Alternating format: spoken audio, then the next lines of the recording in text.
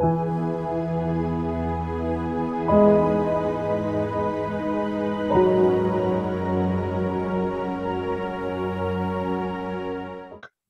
వందనాలండి ప్రభు పేరట. ప్రార్థనతో ప్రారంభించుకుందాం పిల్లరా. పరలోకమందు ఉన్నటువంటి మా కన్న తండ్రి దేవా, మరొకసారి మిమ్మల్ని తండ్రిని పిలుచుకునే భాగ్యాన్ని, అలాగే తండ్రి ఇన్నాళ్లకు తండ్రి మీ కుమారులతో తండ్రి మీ యొక్క వాక్యాన్ని తండ్రి మరి నేర్చుకునే అవకాశాన్ని మాకు ప్రసాదించిన విధానాన్ని బట్టి మీకు వందనములు తండ్రి దేవా. మరి ఈ కార్యక్రమం అంతట్లో తండ్రి మరి తోడే ఉండి నడిపించండి తండ్రి. మరి నెట్వర్క్ ఇష్యూస్ లాంటివి ఏమీ రాకుండా తండ్రి మాకు సహాయం చేయండి తండ్రి దేవా. మీ మాటల్ని తండ్రి నేర్చుకుంటున్నాం మేము తండ్రి.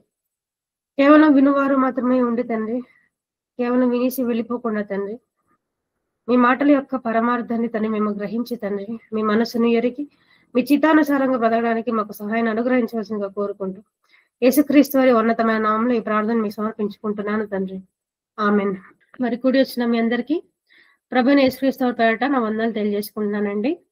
మరి ఈ రోజు మనకు ఏర్పాటు చేసినటువంటి పాఠం మీరు పోస్టర్లో చూసినట్లుగా 3 లోకాల మర్మాలు. ఏమండి, 3 లోకాల మర్మాలు అనే ఒక మంచి అంశాన్ని, ఈ టాపిక్ ని మనం ఈ 1 గంట సేపు మనం నేర్చుకునే ప్రయత్నం చేద్దాం పిల్లరా. 3 లోకాల మర్మాలు. ఏమండి, 3 లోకాల మర్మాలు. ఎందుకు మర్మాలు? మర్మము అంటే ఏంటి చెప్పండి? మర్మము అంటే రహస్యం. మర్మం అంటే రహస్యం. అందరికీ తెలిసిన దాన్ని రహస్యం అని చెప్పము.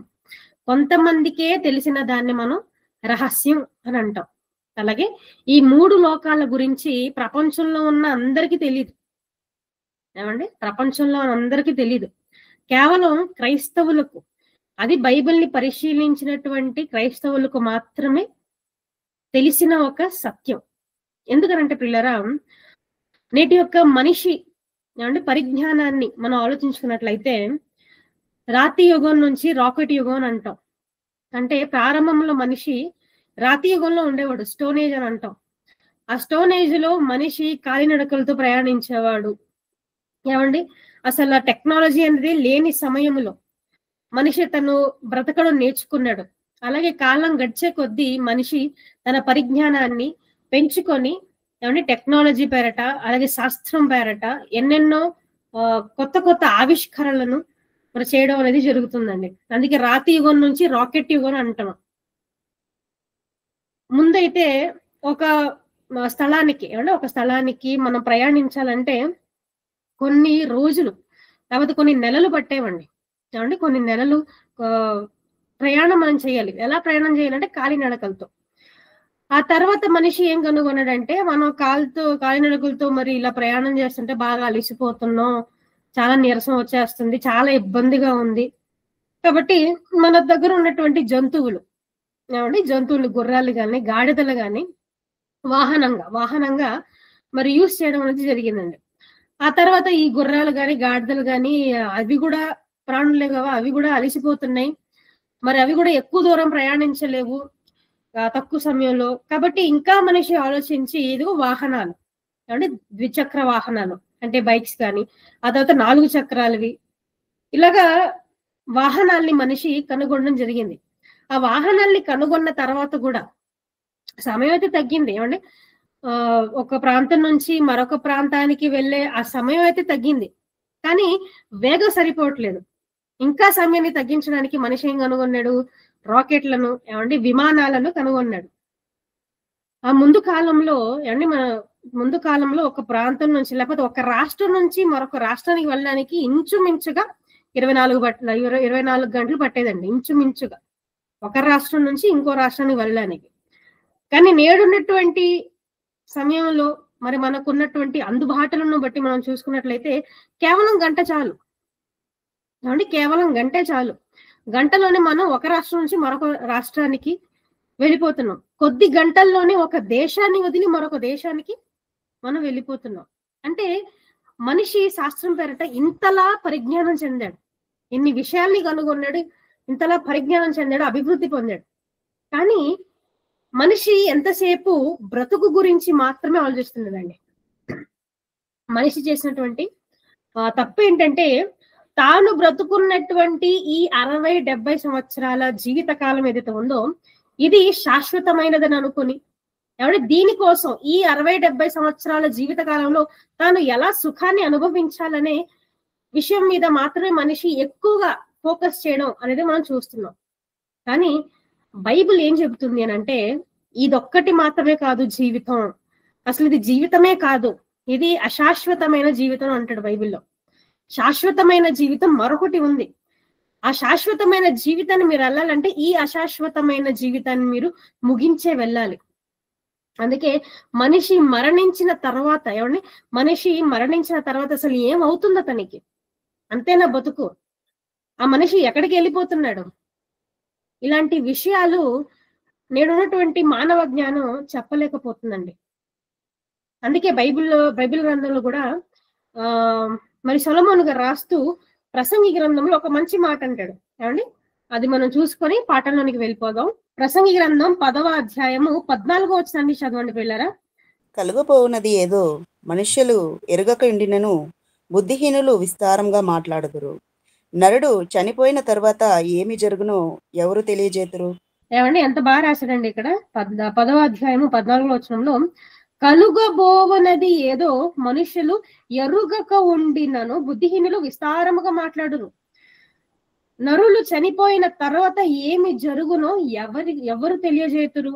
అంతే కదా, మనిషి చచ్చిపోయాక ఏం జరుగుతుందో ఎవరు చెప్తారు?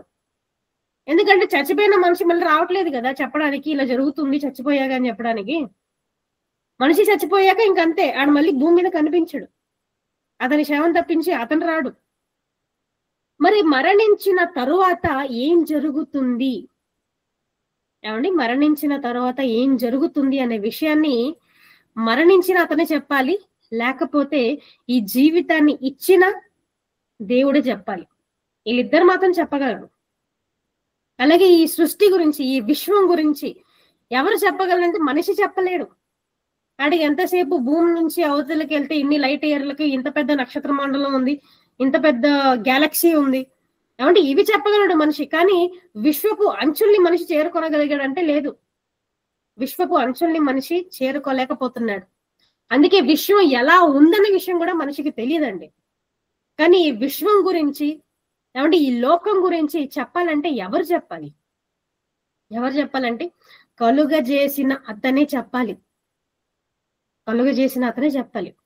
మరి ఎవరు కలుగు చేశారు ఈ భూమిని, ఈ విశ్వాన్ని, ఈ లోకాలను? ఎవరు కలుగు చేశారంటే సాక్షాత్తు దేవాది దేవుడే. ఏమంటే దేవుడే కలుగు చేశాడు. ఇదంతా మనకు తెలిసిన విషయమే. ఇకపోతే అసలు దేవుడు కలుగు చేసినటువంటి ఈ విశ్వములో, ఈ యూనివర్స్ లో ఎన్ని లోకాలు ఉన్నాయి? ఏమంటే ఎన్ని లోకాలు ఉన్నాయి అనే విషయాన్ని మనం ఆలోచించేద్దాం. ఎందుకంటే పిల్లరా, ఈ లోకాల గురించి లేకపోతే ఈ యూనివర్సెస్ గురించి ఒక థియరీ, అంటే ఒక థియరీ అనేది ఈ మధ్య కాలంలో మనకు ఎక్కువగా వినబడుతుంది. మల్టీవర్సెస్ అంటాం. మీరు విన్నారో లేదో మరి. మల్టీవర్సెస్ అంటే ఒక యూనివర్స్ మాత్రమే కాదు, ప్యారలల్ గా అనేక యూనివర్స్లు అనేవి ఏమండి మరి విశ్వంలో ఉంది అని నమ్మేవారు చాలా మంది ఉన్నారు. వీటి మీద హాలీవుడ్ వాళ్ళు చాలా మూవీస్ అనేవి తీయడం జరుగుతుందండి. వాళ్ళందరూ నమ్మకం ఏంటంటే ఇది ఒక డైమెన్షన్, ఈ రోజు మనం భూమి మీద బ్రతుకుతున్నది ఇది ఒక డైమెన్షన్. ఇలాంటి ఒక్క యూనివర్సే మరొక చోట ఇంకో దగ్గర ఉంటుంది. సేమ్ ఇలాంటి యూనివర్సే ఏముంటుంది, మీలాగో నాలాగో ఉన్న మనిషి ఆ యూనివర్స్ లో కూడా బతికి ఉంటాడు. అంటే ఇవన్నీ వీళ్ళ థియరీలు అన్నమాట. ఇవన్నీ కట్టుకథలాగా వీళ్ళు అల్లేసి చాలా మందిని నమ్ముతున్నారు. మరి ఇది ఎంతవరకు నిజం? ఇవన్నీ ఎంతవరకు నిజం? అసలు బైబిల్ ఏమంటే కలుగు చేసినటువంటి దేవుడు తాను కలుగు చేసినటువంటి ఈ సృష్టి గురించి ఏమని చెప్తున్నారు అనే విషయాన్ని మనం చూసుకోగలిగితే, ఫిలిప్పీ పత్రిక 2వ అధ్యాయము 9వ వచనాన్ని మనం చూసుకుందామండి. అందుచేతను పరలోకమందున్న వారిలో గాని, భూమి మీద ఉన్నవారిలో గాని, భూమి క్రింద ఉన్న వారిలో గాని ప్రతివాని మోకాలను యేసునామమున వంగునట్లును ఏమండి, ఫిలిప్పీ పత్రిక 2వ అధ్యాయము 9వ వచనాన్ని మనం జాగ్రత్తగా గమనించుకున్నట్లయితేనండి, మరి చెప్తున్నారు, అందుచేతను పరలోకమందున్న వారిలో గాని, భూమి మీద ఉన్న వారిలో గాని, భూమి క్రింద ఉన్న వారిలో గాని. ఏమండి, ఎన్ని లోకాల్లో ఎంతెంత మంది ఉన్నారంట? పరలోకమందున్న వారిలో గాని. పరలోకం ఒకటి ఉంది, తర్వాత భూమి మీద ఉన్న వారిలో గాని, అలాగే భూమి క్రింద ఉన్న వారిలో గాని, అంటే ఈ మాటను బట్టి మనకి ఎన్నో మల్టీవర్సెస్, ఎన్నో వేల కోట్ల యూనివర్సెస్ అనేవి మనకు ప్యారలల్ గా ఏం లేవు. ఉన్నవి కేవలం 3 లోకాలు మాత్రమే. పరలోకం, భూలోకం, అలాగే భూమి క్రిందనున్నటువంటి లోకము. ఏమండి, ఈ లోకాలలో కూడా మరి ప్రజలు ఉన్నారన్నమాట. అందుకే చాలా బాగా ప్రస్తావిస్తూ చూడండి, అందుచేతను పరలోకమందున్న వారిలో కాని, ఏమని రాయబడింది? పరలోకమందున్న వారిలో గాని. పరలోకము అని చెప్పి సైలెంట్ అవ్వలేదు. పరలోకములో ఉన్న వారిలో గాని, అంటే పరలోకమందు కొంతమంది నివసిస్తున్నారు. అలాగే భూమి మీద అయితే మనం నివసిస్తున్నాం. అలాగే భూమి కింద ఉన్న వారిలో గాని, అంటే భూమి క్రిందను కూడా కొంతమంది ఏమవుతున్నారు అనమాట, నివసిస్తున్నారు. మరి ఎవరాళ్ళు? అసలు పరలోకంలో నివసిస్తుంది ఎవరు? భూమి క్రింద ఉన్నటువంటి లోకంలో నివసిస్తున్నది ఎవరు అనే విషయాన్ని మనం డీటెయిల్ గా 1 by 1 మనం చూసుకుందాం అండి. ఇకపోతే పరలోకము కాబట్టి పరలోకం గురించి మనం ఆలోచించుకున్నట్లయితే అసలు ఈ పరలోకం ఎక్కడుంది? ముందుగా పరలోకం అనేది ఎక్కడ ఉంది, పరలోకంలో ఎవరున్నారు అనేది మనం చూసుకున్నట్లయితే పిల్లరా, మరి యేసుక్రీస్తు వారిని మనం అడగాలి. ఎందుకంటే యేసుక్రీస్తు వారు మాత్రమే పరలోకము నుండి దిగి వచ్చిన వాడు అని ఉంటుంది బైబిల్లో. ఏమండి, యోహాను సువార్త 1వ అధ్యాయము 18వ వచనాన్ని మనం చదువుకున్నట్లయితే, ఎవడును ఎప్పుడైనను దేవుని చూడలేదు, తండ్రి రొమ్మునున్న అద్వితీయ కుమారుడే ఆయనను బయలుపరచను. ఓకే, ఏమంటే ఇలాంటి మాట ఇంకొకటి ఉంటుందండి యోహాను సువార్త 1వ అధ్యాయంలోనే, ఎవడైనాను దేవుణ్ణి చూడలేదు, తండ్రి రొమ్మునున్న అద్వితీయ కుమారుడే ఆయనను బయలుపరచను. అలాగే మరొక మాట, ఏమంటే మరొక మాటను మనం చూసుకున్నట్లయితే యోహాను సువార్త 11వ అధ్యాయము 41వ వచనం చదవండి. యేసు కన్నులు పైకెత్తి, తండ్రి, నీవు నా మనవి వినినందున నీకు కృతజ్ఞతాస్తుతులు చెల్లించుచున్నాను. చాలండి. యేసుక్రీస్తు వారు కన్నులు పైకెత్తి, ఏమండి కన్నులు పైకెత్తి, తండ్రి నీవు నా మనవిని వినినందున నీకు కృతజ్ఞతాస్తుతులు చెల్లించుచున్నాను అని చెప్తున్నాడు ఆయన. అంటే యేసుక్రీస్తు వారు భూమి మీద నుండి తన తల లేకపోతే కన్నులు పైకెత్తి దేవునికి ప్రార్థన చేస్తున్నారు. దాని అర్థం ఏంటి? దేవుడు ఎక్కడున్నాడని, అంటే దేవుడు ఎక్కడున్నాడని, పైన ఉన్నాడని. దేవుడు పరలోకంలో ఉన్నాడంటే అవును, ఎందుకంటే యేసుక్రీస్తు వారు నేర్పించినటువంటి ప్రార్థనలో ఆయన ముందుగా ప్రస్తావించిన మాట ఏంటి? పరలోకమందున్నటువంటి మా తండ్రి అని అంటాడు. అంటే పరలోకంలో ఎవరున్నారు? తండ్రి అయిన దేవుడు ఉన్నాడు. పరలోకంలో తండ్రి అయిన దేవుడు ఉన్నాడు. ఆ పరలోకం ఎక్కడ ఉందంటే, ఏమంటే భూమికి పైన, అంటే మన భాషలో ఆకాశం పైన, అంటే మన భాషలో మనం మాట్లాడుకున్నట్లయితే ఆకాశము పైన ఉన్నదే పరలోకము. ఇకపోతే పరలోకంలో కేవలం తండ్రి మాత్రమే ఉన్నారా? ఏమండి, పరలోకములో కేవలం తండ్రి మాత్రమే ఉన్నారా? ఇంకెవరైనా ఉన్నారా అని అంటే అపోస్తలుల కార్యములు 7వ అధ్యాయములో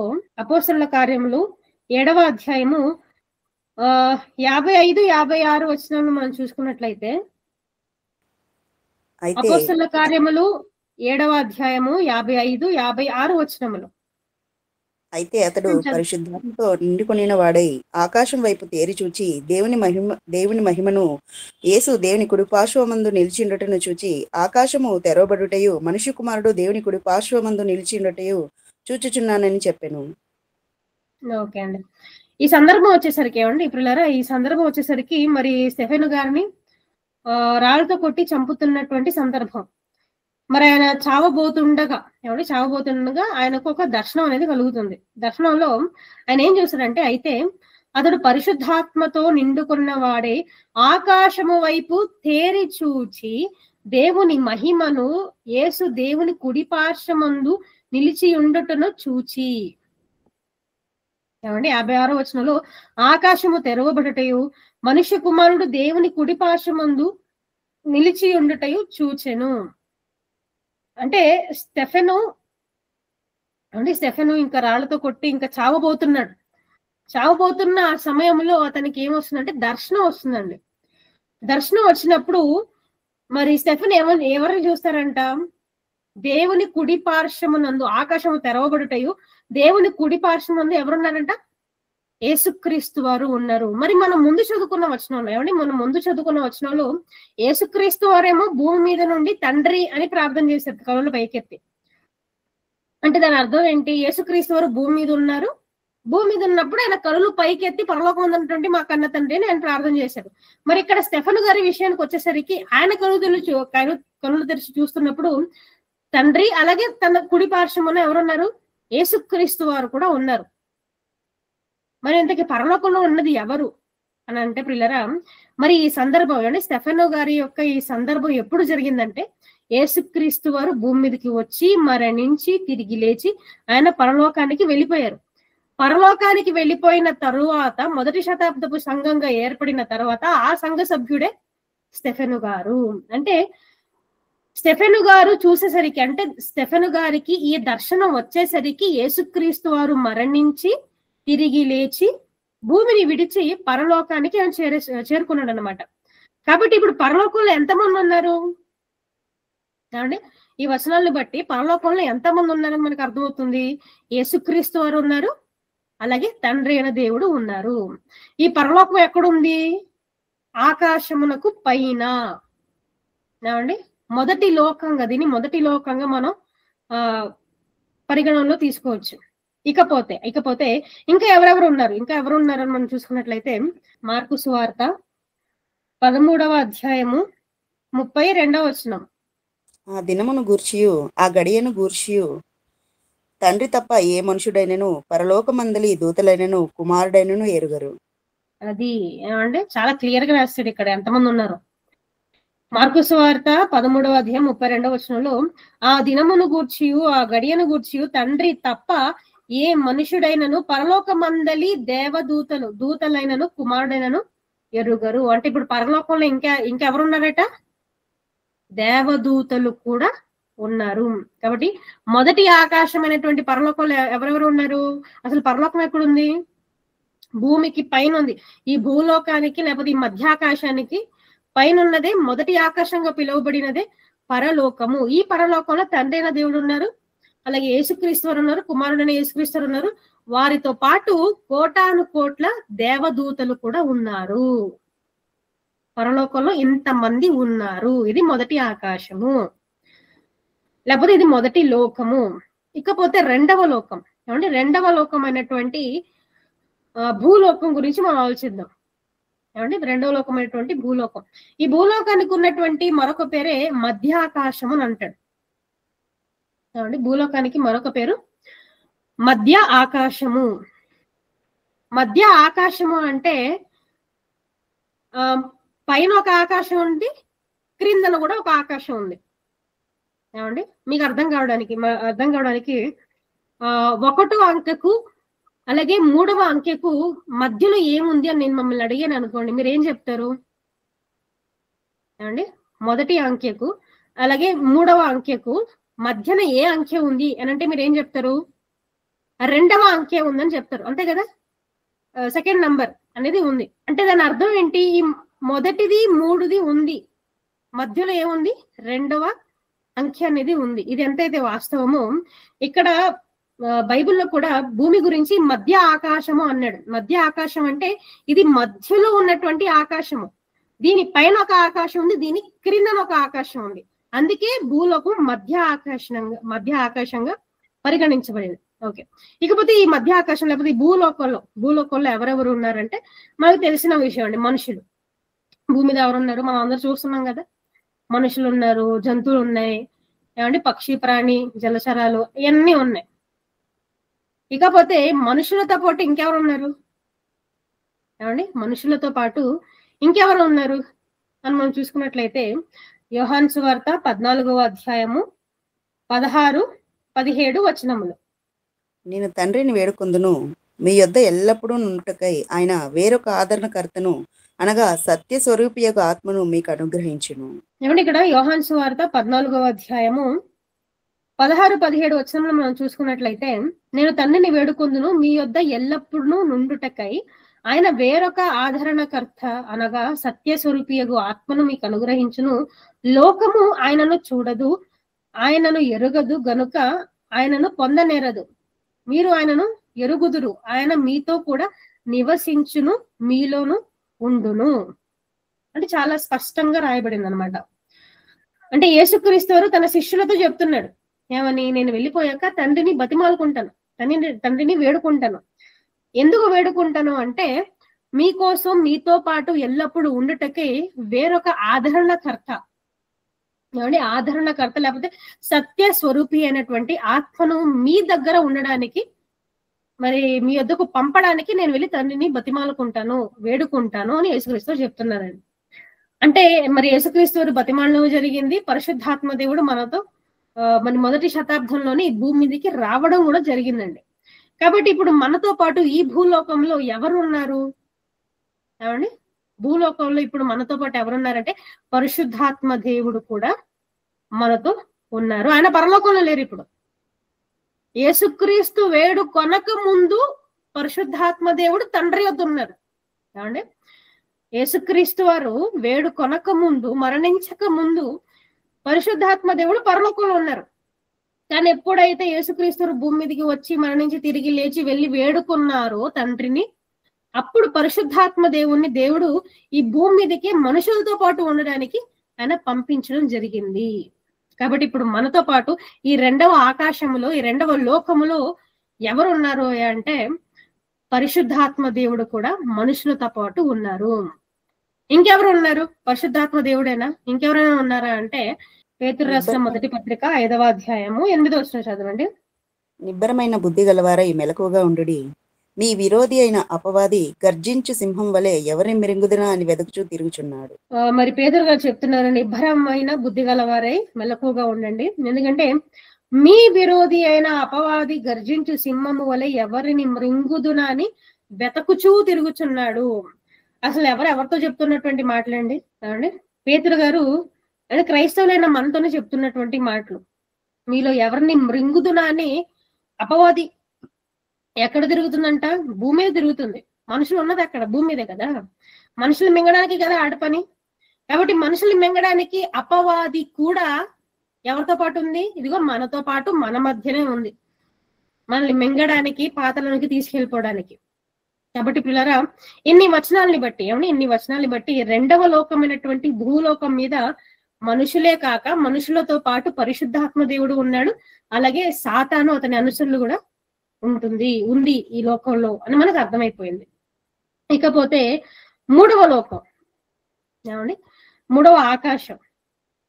మరి ఈ ఆకాశం గురించి మనం ఆలోచించుకున్నట్లయితే అసలు ఈ లోకానికి ఉన్నటువంటి పేరేంటి అంటే ఫిలిప్పీ పత్రికలో కూడా మనం చూసుకున్నట్లయితే పరలోకం అంటాడు, భూలోకం అంటాడు, తర్వాత భూమి క్రిందనున్న వారిలో అంటాడు. ఏమంటే భూమి క్రిందనున్న వారిలో అని. మరి ఈ భూమి క్రిందనున్నటువంటి ఆ లోకం పేరేంటి అసలు అని మనం చూసుకున్నట్లయితే పిల్లరా, సామెతలు 15వ అధ్యాయము 24వ వచనం. క్రిందనున్న పాతాళమును తప్పించుకొనవలెనని బుద్ధిమంతుడు పరమునకు పోవు జీవ మార్గమును నడుచుకొనును. ఏమంటే క్రిందనున్న పాతాళమును తప్పించుకొనవలెనని బుద్ధిమంతుడు పరమునకు పోవు మా జీవ మార్గమున నడుచుకొనును. అంటే క్రిందనున్నటువంటి ఆ లోకం తాలూకా పేరేంటంట? పాతాళము. ఏమండి? క్రిందనున్నది అంటే భూమి క్రిందనున్నది పాతాళము అని మనకు అర్థమైపోతుంది. ఏమండి? అసలు ఈ పాతాళంలో ఎవరుంటారు?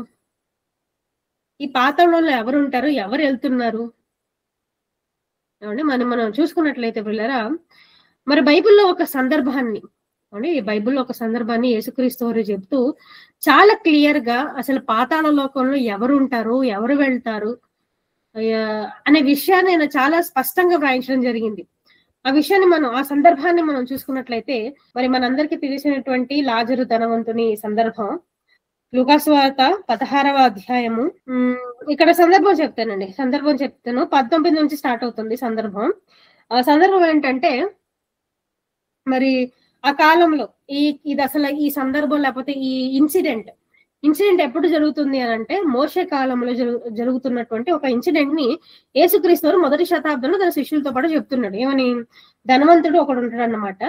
ఆ ధనవంతుడు చాలా బాగా బతికాడు. ఊదారంగపు బట్టలు, సన్నపు నార బట్టలు, వస్త్రాలు ధరించుకొని చాలా సుఖంగా అతను బ్రతకడం జరిగింది. అడిగినవన్నీ అతని దగ్గర ఉన్నాయి, తినాల్సినవన్నీ అతని దగ్గర ఉన్నాయి. కానీ అతని కాలంలోనే లాజరు అని ఒక దరిద్రుడు కూడా ఉంటాడు. ఆ లాజరు వచ్చేసి వాడు కురుపులతో నిండుకున్న వాడే ధనవంతుని ఇంటి వాకిట పడి ఉండి, ఏమంటే ధనవంతుని ఇంటి బయట ఉంటాడు అనమాట ఆ లాజరుని దరిద్రుడు.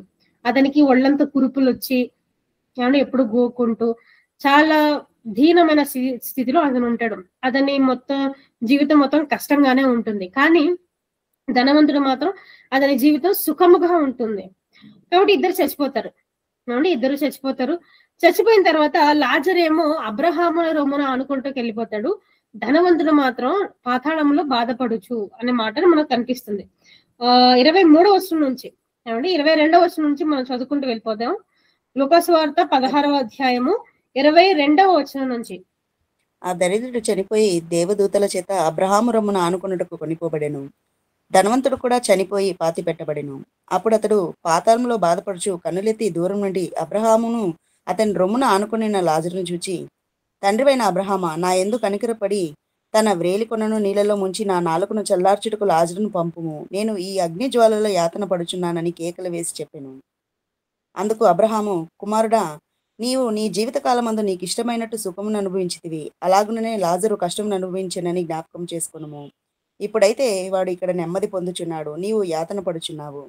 అంతేకాక ఇక్కడ నుండి మీ యొద్దకు దాటగోరు వారు దాటి పోజాలకుండునట్లును, అక్కడి వారు మా యొద్దకు దాటి రాజాలకుండునట్లును మాకును మీకును మధ్య మహా అగాధం ఉంచబడి ఉన్నదని చెప్పాను. చాలండి, చాలు. ఏమంటే ఇక్కడ లూకాసు వార్త 16వ అధ్యాయము 22 నుండి 26 వచనం వరకు మనం చదివితే మనకు చాలా విషయాలు మనకు అర్థమవుతుంది. ఇది ఇంకా క్లియర్ గా అర్థం అవడానికి ఒక స్క్రీన్ నేను ప్రెజెంట్ చేస్తాను, చూడండి. ఓకే, ఈ స్క్రీన్ కనిపిస్తుంది కదండి. ఇక్కడ మనకు వీరిద్దరు ఏమండి, ధనవంతుడు అలాగే లాజరు ఇద్దరు చచ్చిపోయారు. చచ్చిపోయిన తర్వాత ఇద్దరు ఒకే స్థలానికి వెళ్ళినట్లుగా మనకు కనిపిస్తుందండి. అంటే ఒకే స్థలానికి వీరిద్దరు కూడా వెళ్ళినట్టు మనకు కనిపిస్తుంది. కానీ ఒక స్థలములో ఒకతనేమో నెమ్మది పొందుతున్నాడు, అంటే లాజరు నెమ్మది పొందుతున్నాడు. కానీ ధనవంతుడు మాత్రం బాధపడుతున్నాడు. ధనవంతుడు బాధపడుచు లాజరు నెమ్మది పొందడం, లేకపోతే సుఖాన్ని అనుభవించడం, అబ్రహాము దగ్గర ఉండడం అతను చూడగలుగుతున్నాడు. దాని అర్థం ఏంటి? వీరిద్దరు కూడా ఒకటే స్థలములో, లేకపోతే ఒకటే లోకములో ఉన్నట్లుగా మనకు అర్థమవుతుంది.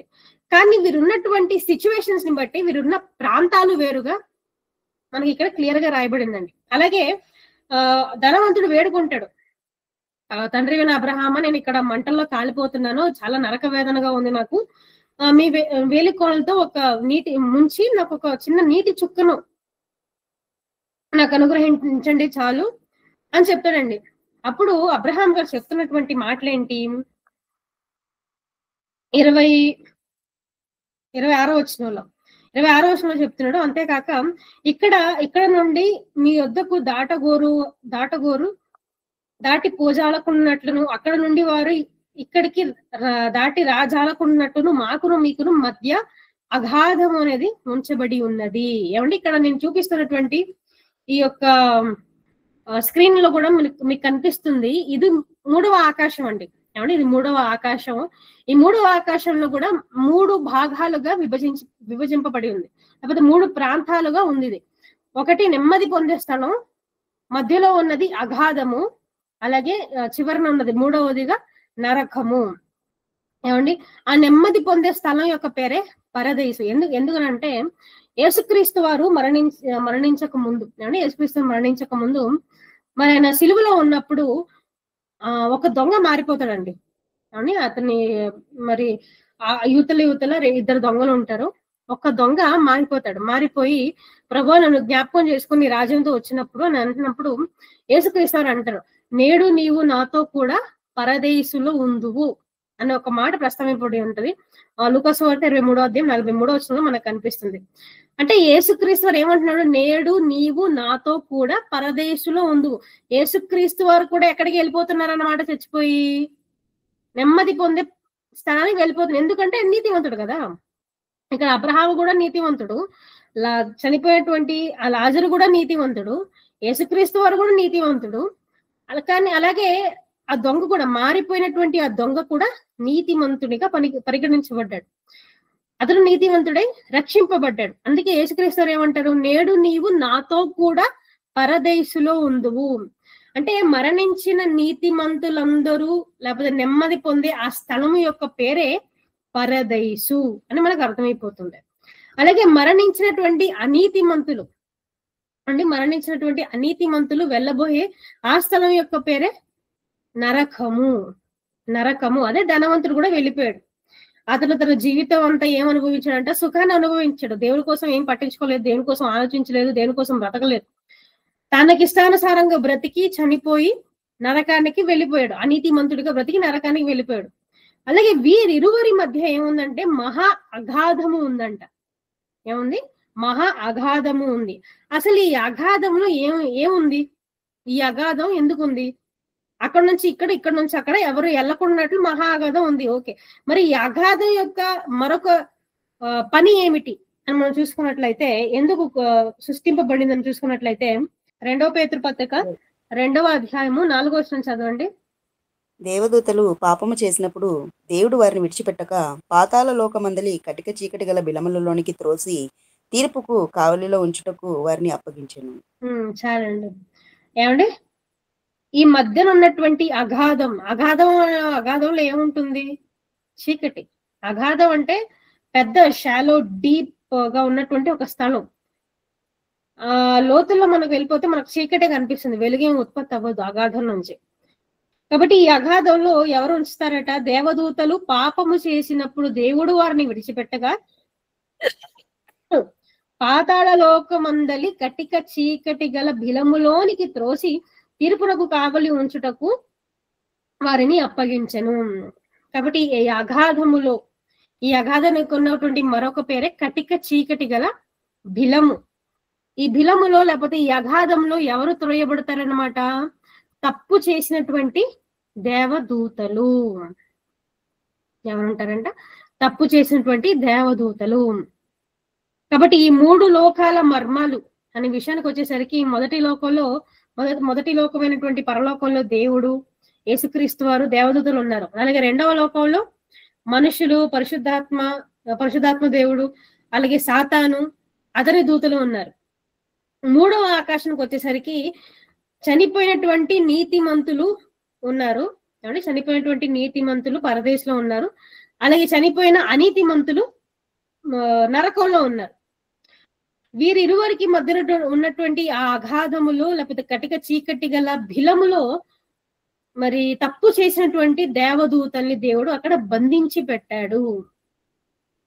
ఇది 3వ ఆకాశం. దీన్నే పాతాళ లోకం అని అంటారు. పాతాళ లోకం అంటే అర్థం ఏంటి? క్రిందనున్నటువంటి లోకం. ఏమండి, అప్పుడప్పుడు అడుగుతాం కదా, నీళ్ళు ఎక్కడుందంటే పాతాళంలో ఉందని అంటాం. అంటే దాని అర్థం ఏంటి? కిందనుంది. అందుకే పాతాళ లోకం ఎందుకు పేరు వచ్చిందంటే క్రిందనుంది, భూమి క్రిందనున్న లోకం.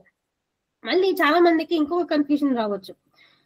మరణించిన వారందరూ పాతాళంలోనికి వెళ్ళిపోతున్నారు కదా. చాలా మంది ఏమనుకుంటారంటే పాతాళ లోకం అనేది ఏదో ఇంకొక లోకం కాదు, భూమి లోపల ఉన్నదే అని చాలా మంది అనుకుంటారండి. ఎందుకంటే రష్యాలో కూడా ఏదో ఒకటి ప్రయోగం చేశారండి. రష్యాలో ఏదో ఒకటి ప్రయోగం చేస్తే వాళ్ళు మధ్యలోనికి చాలా లోతుల్లోకి వెళ్తే ఏవో కొన్ని శబ్దాలు వినిపించాయంట వాళ్ళకి. ఆ శబ్దాలు వచ్చేసి మనుషులందరూ అరుస్తున్నట్లు, అండి చాలా మంది మనుషులు గట్టిగా కేకలు పెడుతున్నట్లు వాళ్ళకి వినిపించిందంట. మరి అది ఎందుకు వినిపించిందో, ఎలా ఏర్పడిందో మనకు తెలియదు. కానీ బైబిల్ ప్రకారంగా అయితే మరణించినటువంటి వారు భూమి క్రిందన అయితే లేరు. క్షమించండి, భూమి లోపల అయితే లేరు. భూమి క్రింద భాగంలో ఉన్నారు అండి. భూమి క్రిందన అంటే క్రింద ఒక లోకం ఉంది. ఈ మధ్య ఆకాశం ఏదైతే ఉందో, యూనివర్స్ ఏదైతే ఉందో, మనకు కనిపిస్తున్నట్టు ఈ విశ్వం ఏదైతే ఉందో ఈ విశ్వాన్ని దాటి క్రిందన ఉన్నటువంటి లోకమే మూడవ ఆకాశం. ఇది మీకు అర్థం కావాలంటే ఇంకోటి చూపిస్తాను చూడండి. ఏమంటే ఇక్కడ మనకు కనిపిస్తుంది చూడండి 3 లోకాలు. మొదటి లోకం పరలోకం, రెండవ లోకం భూలోకం, మూడవది పాతాళ లోకం అని. పాతాళ లోకం ఇలా ఉంటుంది. అంతేగాని నరకం అనేది భూమి లోపల ఉన్నది మాత్రం కాదు, భూమి క్రిందన ఉన్నది అని. భూమి క్రిందన ఉన్నది. ఇకపోతే ఏమండి మరణించినటువంటి నీతిమంతులు ఎంతకాలం ఉండాలి పరదేశంలో? మరణించిన నీతివంతులు ఎంతకాలం ఉండాలి పరదేశంలో అంటే, మరి యేసుక్రీస్తు వారి రెండవ రాకడ వరకు వారు పరదేశంలోనే ఉండాలి. రెండవ రాకడ వరకు పరదేశంలోనే ఉండాలి. వాళ్ళకి పరలోకానికి వెళ్ళే అవకాశం లేదండి. యేసుక్రీస్తు వారు రెండవ రాకడలో ఎప్పుడైతే వస్తారో, వచ్చిన తర్వాత అసలు యేసుక్రీస్తు వచ్చినప్పుడు ఏం జరుగుతుందో అదొక విషయాన్ని కూడా మనం చూసుకుందాం. 2వ పేతురు పత్రిక 3వ అధ్యాయము 10, 11, 12 వచనములు. అయితే ప్రభు దినము దొంగ వచ్చినట్లు వచ్చును. ఆ దినమున ఆకాశంలో మహాధ్వనితో గతించిపోవును, పంచభూతంలో మిక్కటమైన వేండ్రముతో లయమైపోవును, భూమియు దాని మీదనున్న కృత్యములు కాలిపోవును. ఇవన్నీ ఇట్లు లయమైపోవును గనుక ఆకాశంలో రౌలుకొని లయమైపోవునట్టియు, పంచభూతంలో మహావేండ్రతో కరిగిపోవునట్టియు, దేవుని దినపు రాకడ కొరకు కనిపెట్టుచు దాన్ని ఆశతో ఆపేక్షించుచు మీరు పరిశుద్ధమైన ప్రవర్తనతోనూ భక్తితోనూ ఎంతో జాగ్రత్త గలవారై ఉండవలెను. ఓకే అండి. యేసుక్రీస్తు రెండో రాకడలో ఏమవుతుందంట, మనం నివసిస్తున్నటువంటి ఈ భూమి ఆ దినమున ఆకాశములు మహాధ్వనితో గతించిపోవును, పంచభూతములు మిక్కాటమైన వేణముతో లయమైపోవును, భూమియు దాని మీదనున్న కృత్యములు కాలిపోవును. అంటే మనం ఇప్పుడు చూస్తున్నటువంటి నివసిస్తున్నటువంటి భూమి యేసుక్రీస్తు రెండో రాకడలో ఉండదు. అవన్నీ సర్వనాశనం అయిపోతాయి. ఏమండి ఇప్పుడున్న 3 ఆకాశాలలో లేకపోతే 3 లోకాలలో యేసుక్రీస్తు వారు వచ్చాక మనకు మిగిలేదైతే 2 ఆకాశాలు మాత్రమే. మధ్య ఆకాశం అనేటువంటి భూమి అనేది మనకి ఇంకా ఉండదు. అది కంప్లీట్ గా నాశనం అయిపోతుంది. అలాగే పరదేశంలో ఉన్నటువంటి వారు భూమి మీదకి రావడం జరుగుతుంది. అంటే భూమి మీదకి వచ్చి తమ శరీరాలను ధరించుకొని ఆ శరీరాలు అక్షయ శరీరాలుగా మార్పు నొంది యేసుక్రీస్తు వారితో పాటు వీరందరూ మరణించిన నీతిమంతులందరూ కలిసి ఒకేసారిగా పరలోకానికి చేరుకుంటారు. ఇది మీకు 1 కొరింథీ పత్రిక 15వ అధ్యాయం మొత్తం చదువుకుంటే మీకు అర్థమవుతుందండి. అక్కడ క్లియర్ గా అంతా రాయబడి ఉంది. కాబట్టి యేసుక్రీస్తు రెండవ రాకడ తర్వాత పరదేశంలో ఉన్నటువంటి నీతిమంతులు పరలోకానికి చేరుకుంటారు. అలాగే ఈ 3వ ఆకాశంలో పరదేశు నరకం అని అనుకున్నాం కదా, మరి యేసుక్రీస్తు వచ్చాక ఆ పరదేశం అనేది ఇక ఉండదు. పరదేశం అనేది ఉండదు. ఆ 2వ ఆకాశం లేకపోతే ప్రస్తుతానికి ఉన్నటువంటి 3వ ఆకాశం మొత్తం నరకంగా మారిపోయిపోతుంది. నరకంగా మారబడి మరి అందులో అంటే దేవదూతలు, తప్పు చేసినటువంటి దేవదూతలు, అలాగే తప్పు చేసినటువంటి అనీతిమంతులు శిక్షింపబడతారు. అలాగే మరణించిన నీతిమంతులు, దేవుడు, యేసుక్రీస్తు, పరిశుద్ధాత్మ దేవుడు వీళ్ళందరూ పరలోకంలో ఉంటారు. ఇది యేసుక్రీస్తు వారి రెండవ రాకడ తర్వాత జరిగేటువంటి విషయం. ఏమంటే యేసుక్రీస్తు రెండవ రాకడ తర్వాత మనం నివసిస్తున్నటువంటి ఈ భూలోకం 2వ ఆకాశం అయితే ఖచ్చితంగా ఉండదు అని బైబిల్ చెబుతుంది. అండి 3 లోకాల మర్మాలు అంటే మరి 3 లోకాలలో మరి మనం తండ్రి నుంచి వచ్చాం. తండ్రి నుంచి పరలోకం ఉన్నటువంటి తండ్రి నుంచి వచ్చాం, భూమి మీదకి వచ్చాం. ఆ భూమి మీద మనం దేవుని కోసం బ్రతికితే పరదేశికి వెళ్తాం, మరణించి పరదేశికి వెళ్తాం. బ్రతకకపోతే మరణించి నరకానికి వెళ్ళిపోతాం. ఒకవేళ పరదేశికి వెళ్తే, దేవుని కోసం బ్రతికి పరదేశికి వెళ్తే, యేసుక్రీస్తు వారు వచ్చాకే పరదేశంలో ఉన్నటువంటి మనం పరలోకానికి వెళ్ళి తండ్రి యొద్దకు చేరుకుంటాం. ఇన్ని విషయాలు నిజానికి మన క్రైస్తవులకు కూడా ఇంత డీటెయిల్ గా తెలియదండి. తెలియదు. ఎందుకంటే మన క్రైస్తవ బోధలు కూడా ఎలా ఉంటాయంటే ఎంతసేపు ఆశీర్వాదాలు, ఆశీర్వాద ప్రార్థనలు, ఈ లోకం తాలూకా ఆశీర్వాదాల గురించి, సుఖాల గురించి, బతుకు గురించి ఎక్కువగా ఉంటుంది.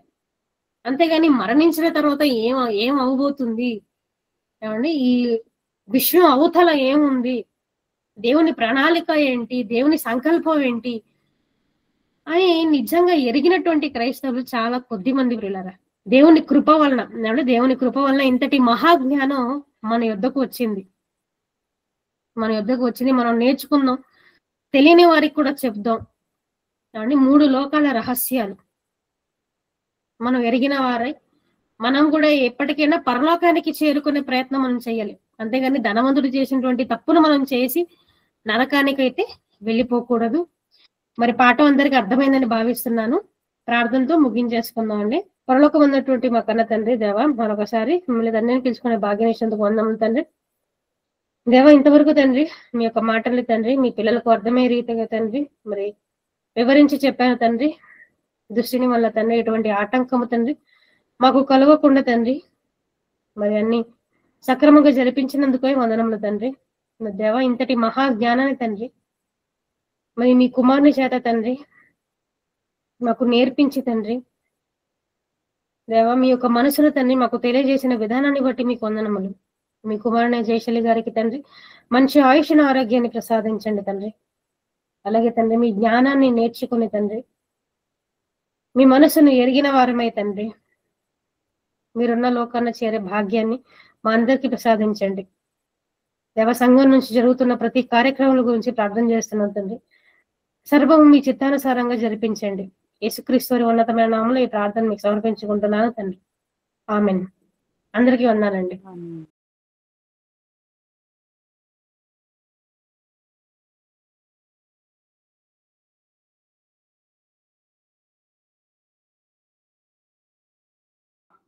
మరి అన్నయ్య ఇలాగుంది. మరి సిస్టర్ చెప్పినట్టు దేవదూతలు తప్పు చేస్తే దేవుడు వారిని కటిక బిలంలోనికి తోసివేస్తానని పేతురు గారి పత్రికలో చూపించారు కదా. మరి వాస్తవానికి మనం తప్పు చేయడానికి ప్రేరేపించేది దేవదూత అనే లూసిఫర్ కదా. మరి లూసిఫర్ కి ఎలా వచ్చింది ఆలోచన దేవునికి ఎదురు మాట్లాడాలని, లేకుంటే తప్పు చేయాలని ఆలోచన ఎలా వచ్చింది అనేది ప్రశ్న సిస్టర్. అంటే సాతానుకు ఎలా తప్పు చేయాలనే ఆలోచన వచ్చిందనా? అంటే పరలోకంలో యుద్ధం జరిగింది కదా, దేవునికి మరి లూసిఫర్ కి.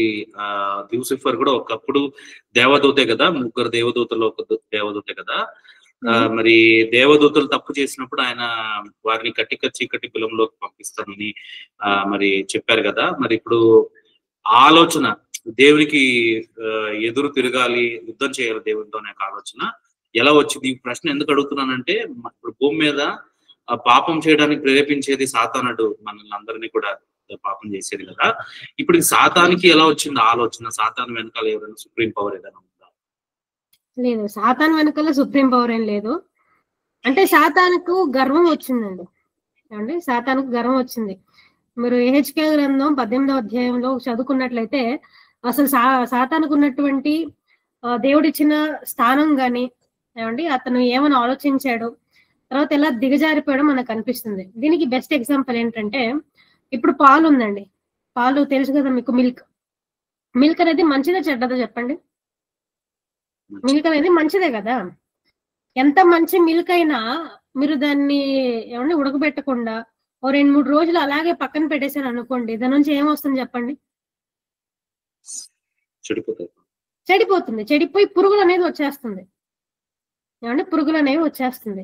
ఇది ఎంతైతే వాస్తవమో అలాగే సాతాను కూడా అలాంటి వాడే. ముందు మంచివాడుగానే ఉన్నాడు, కానీ అతనిలో ఒక దురాలోచన పుట్టింది. ఏం పుట్టిందంటే ఒక దురాలోచన పుట్టింది. ఆ దురాలోచన అతను కంట్రోల్ చేయగలడు. దురాలోచన వస్తే కంట్రోల్ చేయగలడు. నేను ఎందుకు ఇలా ఆలోచిస్తున్నాను, నేను ఆలోచించేది తప్పు కదా, దేవుడు నన్ను చేశాడు, నేను అతనికి లోబడి ఉండాలి కదా అని ఆలోచించుకుంటే ఓకే, తను సరిపరుచుకుంటే ఓకే. కానీ అలా కాదు, అతని దురాలోచనను అతను సమర్థించుకున్నాడు. ఏమంటే అలాగే ఆదాము గారు కూడా పాపం చేస్తే దేవుడు చెప్పినటువంటి మాట ఏంటో తెలుసా? మంచి చెడులు ఎరుగు వాడిలో ఆదాము కూడా మనలో ఒకటి వంటి వాడయ్యని ఉంటుంది బైబిల్లో. ఏమండి ఒకసారి చూసుకుందాం, ఆదికాండంలోనే ఉంటుంది. ఆదికాండం 3వ అధ్యాయం 22వ వచనం. అప్పుడు దేవుడైన ఆదికాండం యెహోవా ఇదిగో మంచి చెడ్డలను ఎరుగునట్లు ఆదాము మనలో ఒకని వంటి వాడాయను. అది ఆదికాండం 3వ అధ్యాయం 22వ వచనంలో అప్పుడు దేవుడైన యెహోవా ఇదిగో మంచి చెడులు ఎరుగున్నట్లు ఆదాము మనలో ఒకడి వంటి వాడాయను. మంచి చెడులు ఎరుగున్నట్లు మనలో ఒకడి వంటి వాడాయను అంటే దాని అర్థం ఏంటి? ఏ దేవునికి, యేసుక్రీస్తు వారికి, పరిశుద్ధాత్మ దేవునికి కూడా మంచి చెడులు ఏంటో తెలుసా తెలీదా? ఏమండి, మంచి చెడులు అంటే ఏంటో తెలుసా తెలీదా? తెలుసు కదా. తెలుసు కాబట్టి ఆదాము కూడా మనలో ఒకటి వంటి వాడాయని అన్నాడు. అంటే చెడు ఏంటో మనకు తెలిస్తే మనం చెడ్డవరం అయిపోము. ఏమండి, ఇది చెడు అని మనం తెలిస్తే చెడ్డవారం అయిపోము. చెడు చేసినప్పుడు మనం ఏమవుతాం? చెడ్డవారం అవుతాము. అంటే సాతానికి వచ్చింది ఆలోచన, ఏమండి నేను దేవుడి కన్నా ఉన్నత స్థాయికి వెళ్ళిపోవాలి, ఇంత కష్టపడి గొడ్డు చాకరీ చేస్తున్న సేవకులైన మాకేమో పరలోకం లేదు, ఇంకా పుట్టిన పిల్లల కోసం దేవుడు ఎందుకు సిద్ధపరుస్తున్నాడు పరలోకం అని సాతానికి వచ్చింది ఆ దురాలోచన. సాతానుకు మాత్రమే వచ్చిందని మనం ఎందుకు అనుకోవాలి? అని ఆలోచిద్దాం. సాతానుకు మాత్రమే ఎందుకు వచ్చిందని అనుకోవాలి? మిగతా దేవదూతలకు రాలేదు ఆలోచన అంటే? వచ్చి ఉండొచ్చు, కానీ వారందరూ వారి ఆలోచనలను సరి చేసుకున్నారు. అర్థమవుతుంది కదా మీకు? ఆలోచనని సరి చేసుకున్నారు, కానీ సాతాను మాత్రం తన దురాలోచననే దేవుని పైన మరి చూపించడం జరిగింది. అందుకే సాతాను వెళ్ళి మరి దేవదూతల్ని కూడా చెప్తే వారందరూ కూడా ఏమనుకున్నారు? అవును నిజమే కదా అని వానితో పాటు చేయగలిపేశారు. అలాగే ఆ సాతాను చెప్పిన మాటలు విని చెయ్యి కలపని దేవదూతలు కూడా ఉన్నాయి. అవి మంచి దూతలు. ఎందుకంటే అవి ఎందుకు కలుగు చేయబడ్డాయో తెలుసు, వాటికి ఉన్న పనులేంటో వాటికి తెలుసు. దేవునికి ఇవి కృతజ్ఞతగా ఉన్నాయి. కానీ సాతాను మాత్రం గర్వంతో నిండిన వాడై, కృతజ్ఞత లేనివాడై దురాలోచనను అనుసరించాడు. అందుకే సాతాను అలా పుట్టడం జరిగింది. అర్థమైందా? ఇంకా డౌట్స్ ఉన్నాయా? సాతాన్ అనేది నిజానికి దేవుడేం తయారు చేయలేదండి. అంటే దేవుడు అందరినీ పరిశుద్ధులుగానే పుట్టించాడు. కానీ మనిషి ఏం చేశాడు? తను కల్పించుకున్నటువంటి తంత్ర మంత్రాల చేతనే చెడ్డవాడైపోయాడు. ఇది ఎంతైతే వాస్తవమో దేవుడు కూడా దేవదూతలందరినీ మంచివారిగానే చేశాడు. కానీ వారికి ఆలోచనలు ఎప్పుడైతే పెరుగుతాయో, దురాలోచనలు పెరిగి దురాలోచనలకి మంచికి చెడుకు తేడా తెలియకుండా చెడునే మరి వాళ్ళు పాటించి దేవుని కన్నా గొప్పవారం అయిపోవాలి అని అనుకునే ఆలోచనను బట్టి మరి సాతాను దేవునితో విరుద్ధాన్ని పెంచుకొని మరి దయ్యంగా మారిపోయింది. అది మంచి దేవదూతే దయ్యంగా మారిపోయింది. అలాగే మనం అనుకుంటాం కదండి, మనిషే కానీ మనిషి మంచివాడే, కానీ అప్పుడప్పుడు కొన్ని సందర్భాలను బట్టి అతను ఏమైపోతాడు? చెడ్డ మనిషిగా మారిపోతాడు. ఏమండి, చెడ్డ మనిషిగా మారిపోవడానికి అతనికి అవకాశం ఉంది, మంచి మనిషిగా ఉండడానికి కూడా అవకాశం ఉంది. కానీ ఆ మనిషి మీద ఆధారపడి ఉంటుంది అతను ఎలాగా మారాలని. ఇది కూడా అంతే. Okay sister, thank you sister.